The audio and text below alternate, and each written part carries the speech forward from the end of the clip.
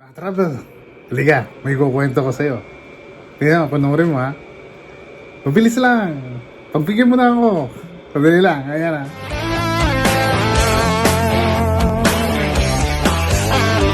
ha. Travel, kamusta po kayo? Isang mapagpalang araw sa inyo. This time, ayaw nyo muna ako maging cornet. Pagkukwento muna ang kalbo ng kaunti. Travel, kwentuhan lang tayo konti. May kukwento ako sa inyo. Di lang ako makamove on nung narinig ko yung kwento eh. Medyo may kakulitan yung kwento, kaya kukwento ko sa inyo. So, eto, abangan nyo. Travel, meron akong ikukwento sa inyo. Kasi nung isang araw, may narinig ako ganitong kwentuhan nila. Ang sabi ngayon, yung may dalawang mag-asawa. Gusto nilang kwentuhan lang tayo mga travel. May dalawang mag-asawa. Magta-travel sila ngayon. Pupunta sila dun sa tagakon sila eh. Sa malamig na lugar sila. Sabihin natin na sa Virginia. So medyo winter, malamig. So gusto nilang pumunta ngayon sa ibang lugar naman na medyo mainit. So nagpunta sila ng Arizona yan. Arizona. Kaya pupunta nila ng Arizona men. Hindi sila pwede magsabay kasi medyo book yung airline. So nauna yung asawa ngayon. Punta ng asawa. Lipad siya. Punta siya ng Arizona. Pagdating niya nag-check-in siya dun sa hotel. Napansin niya yung hotel. Medyo maganda, medyo classy. Pwede siya mag-email. Nag-email siya ngayon sa asawa niya. Email siya sa asawa niya ngayon.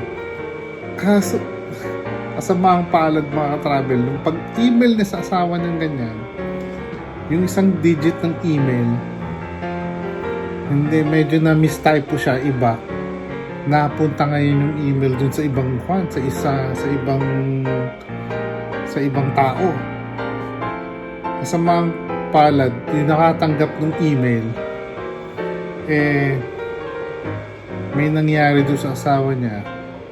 So, kumbaga pumanaw, kalilibing lang nung nakaraang araw. So ngayon,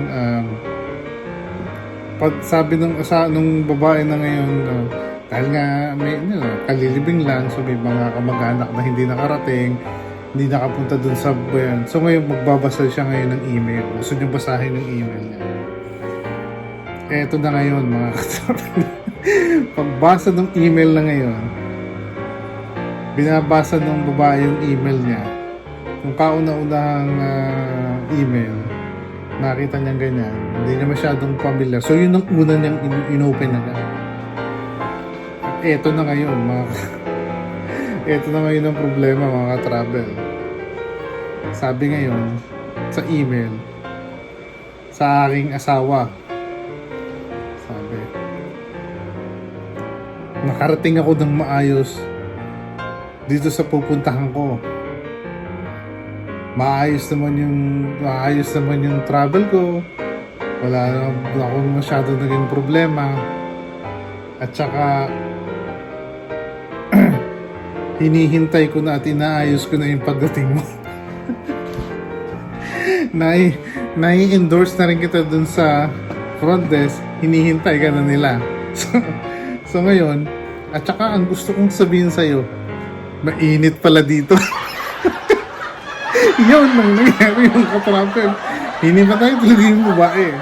Kaya moral story ng kwento na to, bago nyo isend yung email, reviewin nyo muna mabuti tama lahat yung pinata. Dahil isang pagkakamali, magkakaroon ng problema yung ibang tao. So yun lang, pinakwento ko lang. Magandang buhay mga ka-travel hanggang sa muli. Magandang buhay mga ka-travel hanggang sa muli.